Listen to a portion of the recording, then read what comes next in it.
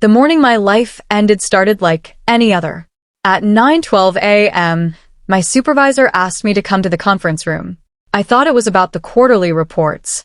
I even grabbed my notebook. When I walked in, everything felt wrong. Two detectives stood near the window. HR sat stiffly at the table. No one smiled. "Laura Hayes?" one of the detectives asked. My throat went dry. "Yes. We're investigating financial irregularities involving your company," he said. "We need you to come with us." I laughed nervously. "There has to be a mistake." "There's no mistake," he replied. "Funds were transferred using your login credentials." My ears rang. I couldn't process the words. They walked me out of the office. Everyone stared. Conversations stopped. My heels clicked too loudly against the floor. When we reached the lobby, I saw my husband. He stood near the front desk, arms crossed, face cold. Relief flooded me for half a second. "Thank God you're here," I said. He didn't move, didn't step toward me, didn't ask if I was okay. Instead, he looked me straight in the eyes and said, "How much did you take?" The drive home felt unreal. My husband, Mark, didn't speak the entire time. His hands gripped the steering wheel like he was holding himself together. I kept waiting for him to say something. Anything. "Mark, I didn't do this," I said finally. He didn't look at me. They don't arrest people for nothing. I wasn't arrested. They just questioned me. Yet, he cut in. The word hit harder than anything else. When we got home, I followed him inside. My heart dropped the second I saw the suitcase. He had already packed. "What is this?" I whispered. He zipped it shut. "I can't be married to a criminal, Laura." My chest tightened. "You don't even know if I know enough," he snapped. $2 million doesn't just disappear. I didn't take anything, but he was already heading for the door. "Mark, please," I said, my voice breaking. "Just stay. Let me explain." He paused for half a second. Then he walked out. The door closed with a quiet click. I stood there, shaking, until my phone buzzed in my hand. "Bank alert. Your accounts have been temporarily frozen." By the next morning, my face was on the news. I sat on the edge of my bed in my small apartment, the one I'd rushed into after Mark left, and watched my life get reduced to a headline. Local office manager accused of embezzling nearly $2 million. They showed my company ID photo, the one where I had forced a polite smile. It looked like a stranger. My phone lit up constantly at first. Calls, messages, then silence. Friends stopped replying. Group chats went quiet. Even people I had known for years unfollowed me, like I was contagious. I tried calling Mark once. It rang twice, then went to voicemail. I didn't leave a message. By afternoon, the silence felt louder than the accusations. I sat at my tiny kitchen table, staring at a cup of coffee I hadn't touched, when my phone buzzed again. I almost ignored it, but something made me look. It was a message from a former coworker named Claire. We hadn't spoken much outside work. Her message was short. "Laura, I don't know what's going on, but something about this doesn't feel right." I stared at the screen. For the first time since yesterday, a small, fragile thought formed in my mind. What if she was right? My public defender's office smelled like old paper and burnt coffee. His name was Daniel Carter. Mid-40s. Calm eyes. Straightforward voice. He didn't waste time. "They have a strong case," he said, sliding a folder toward me. My hands trembled as I opened it. Bank statements. Transfer records. Login histories. Every single transaction was tied to my credentials. "It looks airtight," he added gently. "I didn't do this," I said, my voice thin. "I believe you," he said. "But belief isn't evidence." I flipped through the pages, trying to make sense of the numbers. Dates blurred together. Amounts made my stomach turn. Then something caught my eye. A timestamp. I froze. "This one," I said, pointing. "This transfer, this time, I wasn't at work." He leaned closer. "Are you sure?" "I'm positive," I said. "I had a doctor's appointment that afternoon." He studied the document again, slower this time. "Do you have proof?" he asked. "I think so," I said. For the first time, his expression shifted, just slightly. Okay, he said. Then that's where we start. I looked back down at the file. If one transaction was wrong, how many more didn't belong to me? That night, I sat on the floor of my apartment surrounded by old calendars, emails, and receipts. I was rebuilding my life hour by hour. Every appointment, every meeting, every moment I could account for. At first, it felt overwhelming. Then patterns started to appear. 3 transactions had happened while I was out of the office. Another occurred late at night, long after I had logged out. My heart began to race. This wasn't random. I grabbed my laptop and pulled up old schedules. Cross-referenced dates. Checked everything twice. More inconsistencies. More moments where I couldn't have been there. I didn't do this, I whispered to myself. Not as a defense. As a fact. Then a memory surfaced. 6 months earlier, IT had asked me to share my login temporarily during a system update. I had hesitated, but they insisted. It's standard procedure, they said. I remembered writing my password on a sticky note, leaving it on my desk. I froze. Someone else had access. And suddenly, this wasn't just a mistake. It was a setup. The divorce papers arrived 3 days later. No call. No warning. Just an envelope slipped under my apartment door. I stared at Mark's name on the top line until my vision blurred. 8 years of marriage reduced to legal language and signatures. I signed nothing. I couldn't even think that far ahead. Bills piled up fast. With my accounts frozen, I had to rely on the small amount of cash I had withdrawn before everything shut down. I moved into a cheaper place. Smaller. Quieter. Lonelier. The kind of place where no one asked questions. Days passed in silence. No friends. No family visits. Just me and the echo of everything I had lost. One evening, I returned home to find something strange. An envelope taped to my door. No name. No return address. My hand shook as I spread the documents across my kitchen table. Every page told the same story. My login. My credentials. My name. But not my actions. The logs showed repeated access from a second device. Consistent. Quiet. Hidden in plain sight.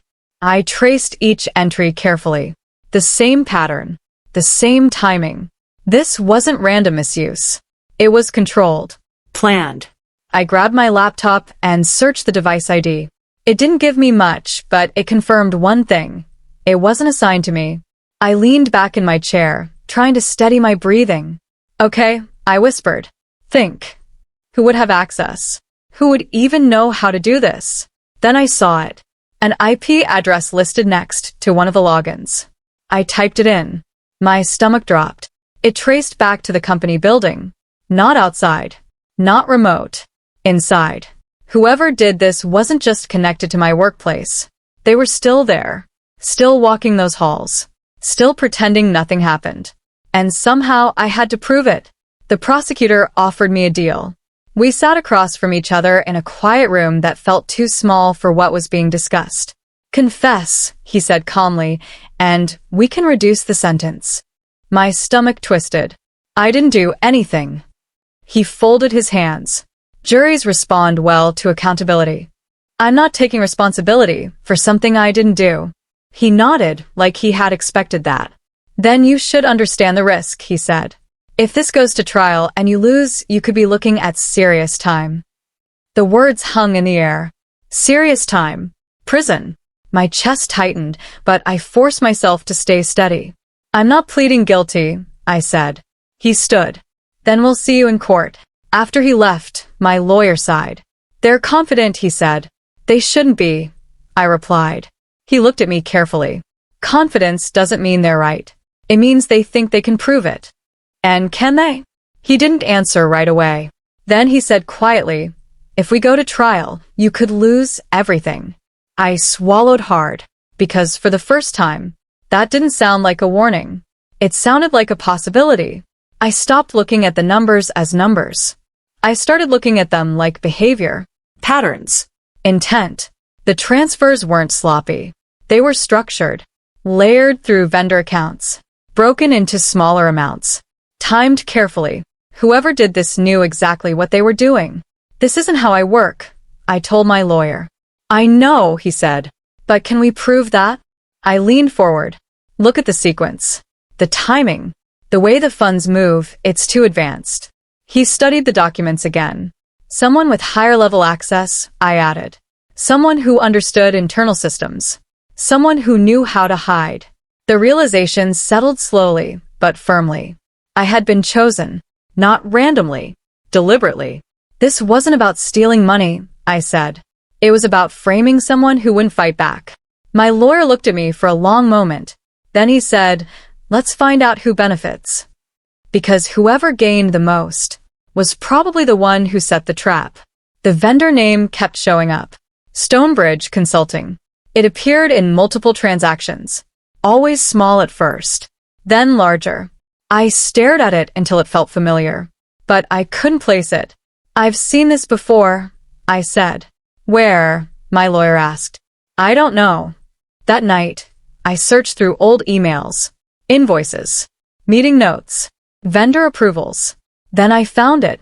An email thread from months ago. Stonebridge Consulting had been brought in for financial optimization. I frowned. I didn't remember working directly with them, but someone had. I kept scrolling. Then I froze. Mark's name appeared in the thread. He had asked about their services. Casually. Like he was just curious. My stomach dropped. I leaned back slowly. That wasn't possible. Mark worked in real estate. He had nothing to do with my company. So why had he been asking about one of our vendors? I stared at the screen, my heart pounding, because suddenly, this didn't feel like a coincidence anymore. I couldn't sleep that night. Every memory felt different now. Every conversation with Mark replayed in my head with a new edge. Had he always been that distant? Or had I just ignored it? I opened my laptop again and searched deeper. Old emails, archived folders, things I hadn't looked at in months. Then I found it. A longer thread. Not just one message. Several. Mark had communicated with someone from Stonebridge. Not often, but enough. Enough to raise questions. My chest tightened. Why hadn't he told me? Why had he walked away so quickly? I thought about the look on his face in the lobby. Not confusion. Not fear. Certainty. Like he had already made up his mind. Or worse, like he already knew. I pushed the thought away, but it lingered. Heavy. Uncomfortable. I closed the laptop and sat in the dark. Because for the first time, I wasn't just questioning the case against me. I was questioning my marriage. And I wasn't sure which answer scared me more. My lawyer agreed to dig deeper. Reluctantly at first. But the inconsistencies were too strong to ignore.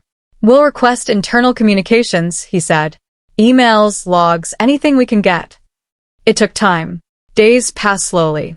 Each one filled with waiting and doubt. Then he called me. Come in, he said. His voice was different. Tighter. When I arrived, he had a printed document on his desk. Recovered from a deleted archive, he said. I sat down slowly. What is it? An email chain, he replied, between a senior executive and an external contact. My pulse quickened. About the transfers? I asked. He nodded. I leaned forward. Show me. He turned the page toward me. The subject line was simple. Process confirmation. The conversation was short. Careful, but clear. They were coordinating. Planning. I scanned the messages again. At the bottom, the external contact's name was partially redacted. But not completely. Just enough letters remained. Just enough to feel familiar. My stomach dropped. Because I was starting to recognize it. And I wasn't sure I was ready for what it meant. I stared at the partially redacted name until my vision blurred. There were only a few letters visible. But they were enough. The rhythm of the name. The structure. The way it looked on the page. It felt familiar in a way that made my chest tighten. I've seen this before, I whispered. My lawyer leaned back slightly. Can you place it? I shook my head slowly. Not yet. But the feeling wouldn't go away. He tapped the page. This shows coordination. That's important. It means the transactions weren't random. They were planned, I said. Exactly. I looked down again. The executive's tone in the email was careful, controlled, like someone who knew they were walking a thin line. "What happens now?" I asked. "We keep pulling," he said. Because this thread the timeline started to make sense in a way that made my stomach turn. My login had been used during key transfer moments, but never alone. There were always approvals tied to higher-level accounts. Authorizations I didn't have access to. "This proves you couldn't have done it alone," my lawyer said. "I didn't do it at all," I replied. "I know," he said, "but now we can show that." The structure of the fraud was layered. My credentials were the entry point, but someone else was opening the doors. And then something unexpected happened. The senior executive from the email resigned. No announcement. No explanation. Just gone. I read the internal notice twice, my hands trembling. "They're running," I said quietly. My lawyer nodded. Or being pushed out. Either way, it meant one thing.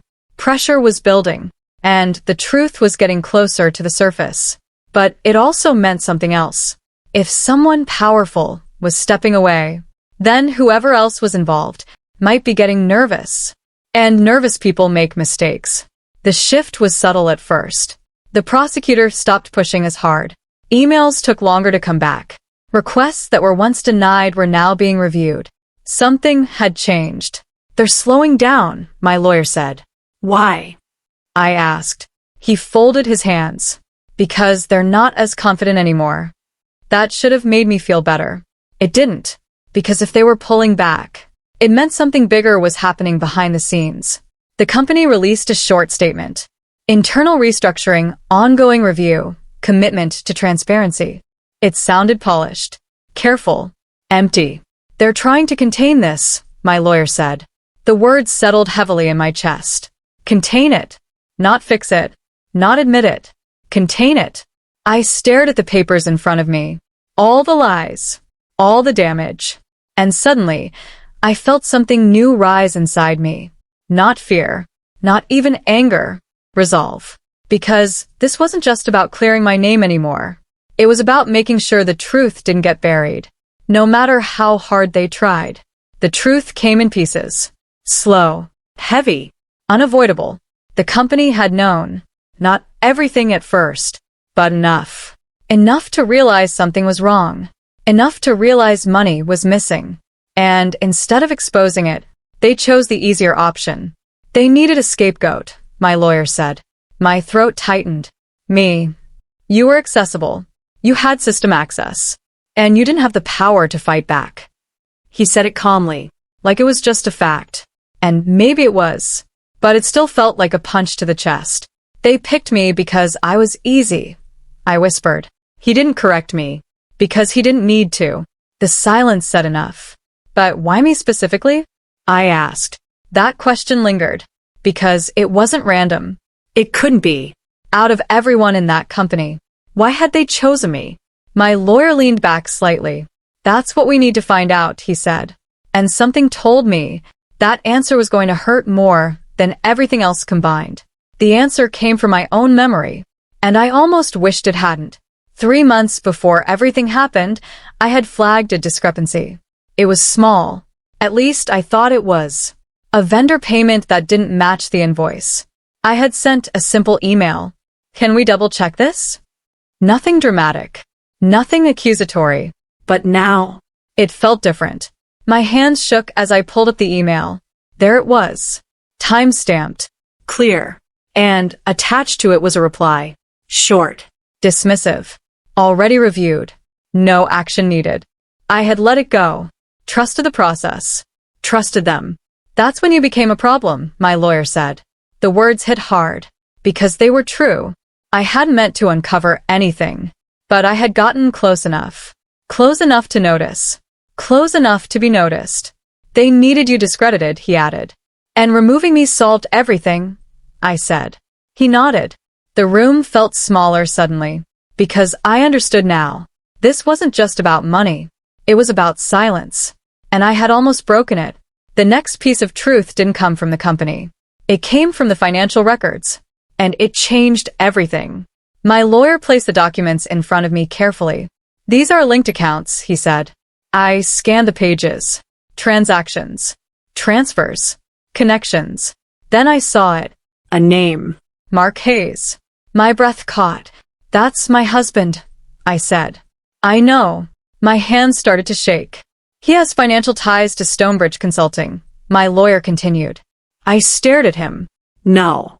That's not possible. But the documents said otherwise. Investments, payments, shared accounts. It was all there. Hidden but traceable. My chest tightened painfully. He knew, I whispered. The words felt heavy. Real. He may not have planned everything, my lawyer said carefully, but he was connected. Connected. That word echoed in my mind, because suddenly everything made sense. The way he looked at me in the lobby, the way he left so quickly, the certainty in his voice. It wasn't doubt. It was knowledge. And that realization broke something in me I didn't know could still break. I didn't cry right away. I just sat there, staring at the papers, trying to understand how everything I thought I knew had changed. He didn't stop it, I said slowly. My lawyer didn't interrupt.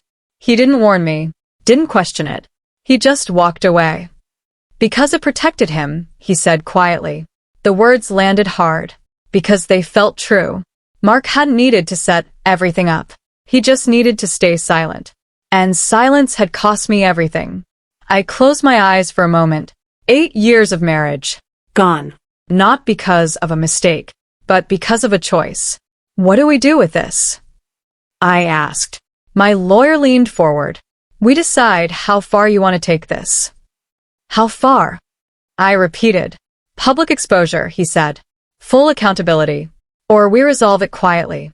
I thought about everything I had lost. My job. My reputation. My life. Filing the lawsuit felt different than anything else. This time, I wasn't defending myself. I was going on offense. Wrongful accusation. Emotional damages. Financial harm. Every piece of what I had lost was documented, measured, presented. The company responded quickly. Settlement discussion. They called it. Quiet. Controlled. Private. They want to avoid publicity, my lawyer said. Of course they did. Because the truth wasn't just messy. It was damaging. They're offering compensation, he added. I looked at the number. It was more than I expected. Enough to change everything. But something inside me resisted. They're trying to make this go away, I said. Yes. And if I accept, they control the narrative. I sat with that for a long moment. Then I shook my head. No, I said. My lawyer raised an eyebrow slightly. I'm not letting them rewrite what happened, I continued. Because this wasn't just about money. It was about truth. And this time, I wasn't willing to trade one for the other. It took months. Long meetings. Negotiations. Pressure from both sides. But eventually, they agreed. A full settlement. Larger than the first offer. And this time, it came with something else. A formal statement. Public. Clear. They acknowledged errors in their investigation. Improper conclusions. Damage caused. It wasn't everything, but it was enough. Enough for people to see the truth. Enough for my name to be cleared, not just legally but publicly. The story changed. Headlines shifted. From accusation to exoneration. Messages started coming in again. Apologies. Explanations. I didn't respond to most of them. Because I had learned something important. People believe what's easy. Not always what's true. The money gave me freedom. A fresh start. But the real victory wasn't financial. It was knowing that the truth had surfaced. That I hadn't broken. That I had survived. And that the life ahead of me was finally mine again. He came back on a Tuesday afternoon. I wasn't expecting anyone. So when I opened the door and saw Mark standing there, for a moment, I didn't recognize him. He looked smaller. Not physically. Just different. Laura, he said quietly. I didn't speak. I heard about everything, he continued. The case. The settlement. Of course he had. It was public now. I made a mistake, he said. The words hung there. Simple. Insufficient. I shouldn't have left, he added. I should have trusted you. I crossed my arms slowly, but I didn't interrupt. I was scared, he said. I didn't know what to believe. I let out a small breath. You believed what was easiest, I said. He flinched slightly. I want to fix this, he said. Us. I looked at him carefully. At the man who had walked away when I needed him most. Can we start over? He asked. The question sat between us. Heavy. Familiar. But something inside me had changed. And I wasn't sure he understood that yet. I stepped outside and closed the door behind me. Not to keep him out, but to keep the moment clear. No, I said calmly. He blinked. No. You don't get to come back now, I continued. His face tightened. Laura, please. Where were you when I needed you? I asked. He didn't answer. You didn't ask questions. You didn't stand by me. You didn't even hesitate. I thought. You thought I was guilty, I said. Silence. Heavy and honest. I lost everything. I went on. My job. My reputation. My peace. I took a slow breath. And you, I said. You walked away. He looked down. I was wrong, he whispered. Yes, I said. You were. I studied his face for a moment. Then I shook my head. You don't get to come back just because I survived. That was the truth. Simple. Clear. And final. Because I had rebuilt my life without him. And I wasn't about to undo that. Not for regret. Not for guilt. Not for him. I closed the door gently. Not out of anger, but out of certainty. For a moment, I stood there, my hand still resting against the wood, listening to the quiet. No chaos. No fear. No doubt. Just peace. I walked back into my living room slowly. Sunlight filled the space. Everything felt steady. Earned. I thought about everything that had happened. The arrest. The accusations. The silence. The nights I didn't think I would make it through. And then, the truth. The fight. The moment everything shifted. I hadn't just cleared my name. I had rebuilt myself. Stronger. Sharper. Unafraid. Mark had come back for the version of me he remembered. The one who trusted easily. The one who stayed. But that version of me didn't exist anymore. I had changed. Because I had to. And in that change, I found something better. Not revenge. Not even closure. But freedom. I glanced toward the door one last time. Then I turned away. Because my story didn't end when he came back. It ended when I chose not to.